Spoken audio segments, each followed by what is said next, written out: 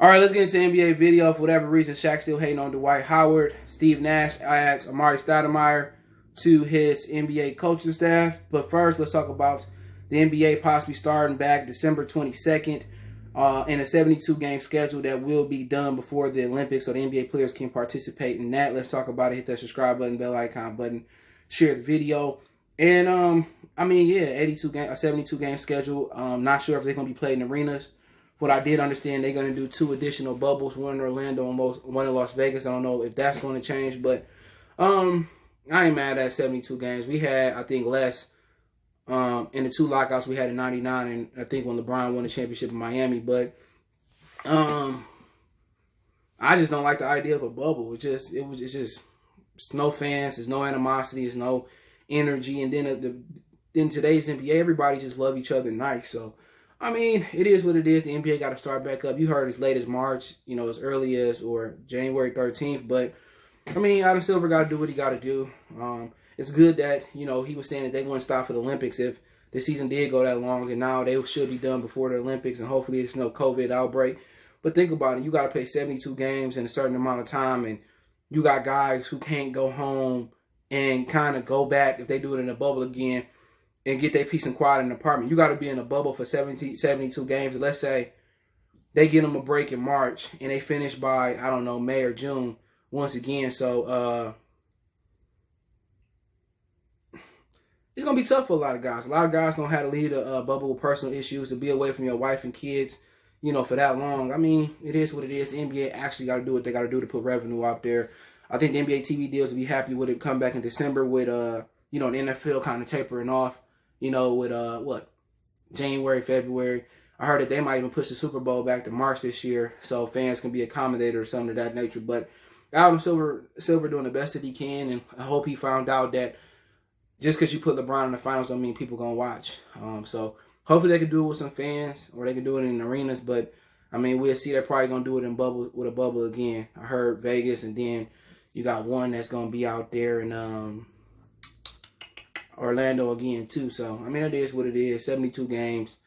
That's close enough to 82. And then I don't know if they're gonna, switch some of the players and have a Western Conference bubble and Eastern Conference bubble. They're gonna have half the West and half the East in one bubble. And then once they kind of do a hiatus, switch that East team to the other bubble and West team to the other bubble, so they can play against the other half of the Western Eastern Conference. But they gotta have some hiatus in there for the for the players, man, because if people got families, kids, they're gonna have to leave the bubble. So I think Adam Silver do the proper thing to accommodate those guys. So it'll be interesting to see how I articulate. You're obviously gonna have NBA on Christmas, and outside of that, nothing else comes on.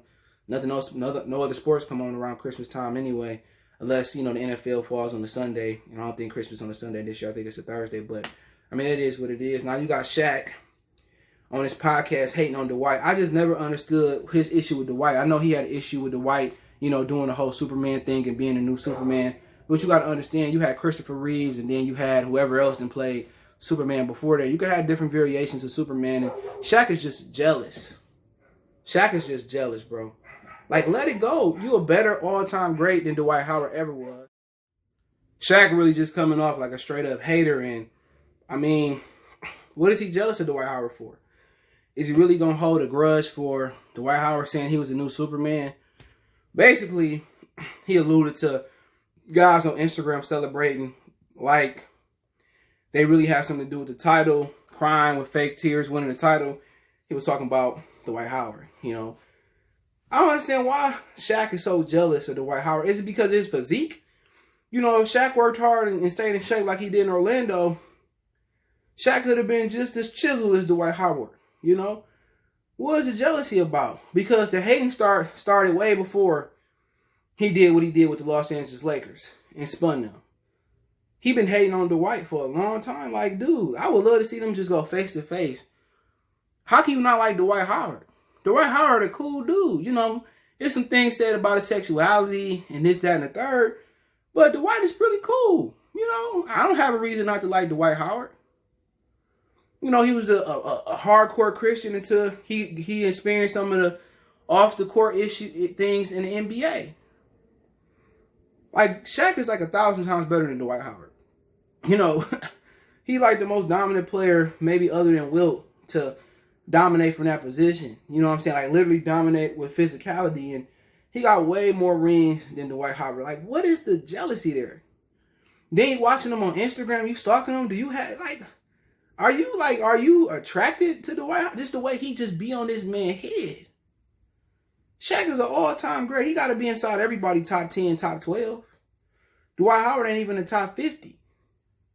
So you got to ask yourself, why is he jealous? Why is he jealous of Dwight Howard?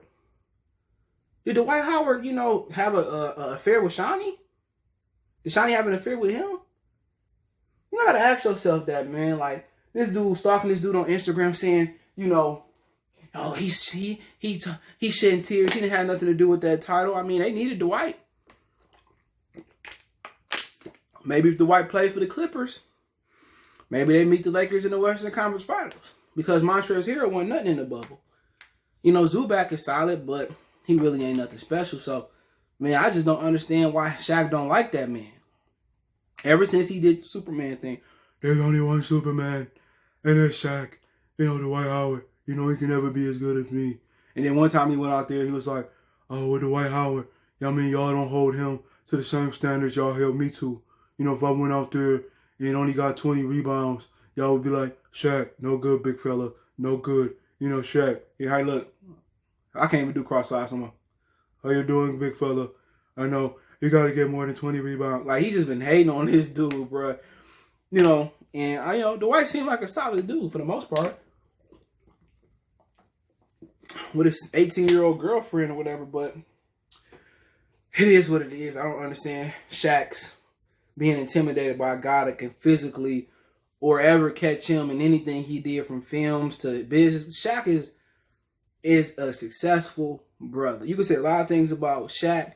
He's been a sheriff. He owned like 1,000 companies, car washes. You know what I'm saying? He had a successful marriage for a while. Shaq got money on money. He got businesses. He got degrees. He got championships. Shaq got everything a brother can ever want. He intelligent. You know what I'm saying? Come on, man. Come on. Shaq did this without his biological. He said, Phil is my father because my biological didn't bother. You know what I mean? For those who remember that, I love that song. Because that was a song from his heart. You know what I'm saying? Shaq did this without a father. And his stepfather was in the military. And his stepfather, that was the best stepkid he ever took on. That stepkid turned into, Shaq should got to be on track to be a billionaire. Easily. So, you know what I'm saying? He got successful shoes that's selling out for parents that can't afford the shoes. So, Shaq is more successful than Dwight ever going to be. But let's move on. Apparently, it ended off, Amar'e Stoudemire is going to be joining Steve Nash staff in Brooklyn. It was rumored that Mike D'Antoni might join the staff, but Amar'e Stoudemire was over there playing in Israel after his NBA career was derailed from knee injuries. And, made me really want to pull for Steve Nash now. He added brothers to the staff, and, you know what I'm saying, he could really help DeAndre Jordan and, it's Jared Allen out as well, too. So, Steve Nash seemed like he got a really good thing going. And hopefully, they can win a whole bunch of titles and Amar'e Stoudemire can get a head coaching job. So he's the guy that kind of had the highest highs in the NBA and the lowest lows. So, Steve Nash, putting his boys on, and hopefully they got a successful staff, man. Hopefully they have a successful season. They got the talent. They got the depth if they keep Joe Harris. And, KD been back in the gym. You wasn't with me shooting in the gym, huh? He back shooting in the gym doing his thug thistle. So, hopefully they can come back and they can smash LeBron and smash the East, to smash Kawhi Leonard as well too. They got the talent. It's just that can KD really accommodate his game, and can he find out that he can't cut and he can't dribble and do the same things, and maybe he can. Dominique Wilkins came back like he didn't miss a beat, so him and Dominique was built a little bit different. He kind of slender, so that could help him, that could hurt him. So shout out to the Brooklyn Nets and Steve Nash for bringing Stoudemire in. It was some point that him and Monte Ellis were supposed to try back out for the NBA. I don't know was it successful, was it unsuccessful, but where they ever did. But neither one came back in the league. But other than that, check out the NBA Talk playlist. Don't forget me on Facebook, Instagram, Twitter. You can reach out if you have a business question, inquiry, sponsorship, video quest. All my social media links in the description. Appreciate everybody that do hit me up. I'm a little bit behind on Instagram. I got you. Other than that, want to make a financial donation, Cash App CJ Good 313. That's in the description. PayPal link there as well too. Best way to donate personally is to share the video and check out my other channel, Motor City Sports Sack, for more sports news and entertainment. We gone.